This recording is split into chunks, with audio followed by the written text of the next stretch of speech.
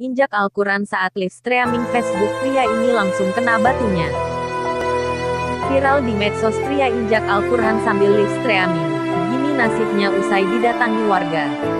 Seorang laki-laki di Malaysia kedapatan menghina Al-Quran, kitab suci umat Islam, sambil live streaming aksinya di dunia maya.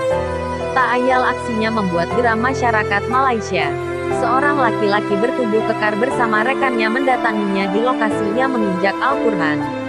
Namun sepertinya laki-laki tersebut justru semakin menghina saat didatangi. Tak ayal, lelaki kekar berbaju kuning langsung memukulnya hingga si penghina Al-Quran tersebut jatuh tersungkur.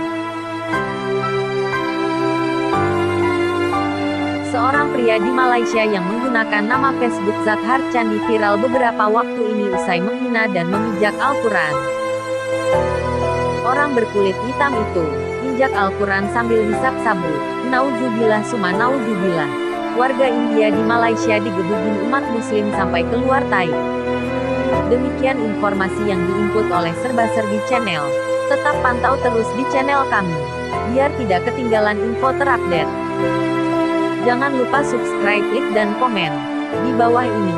Dan silakan share ke semua umat Islam. Terima kasih.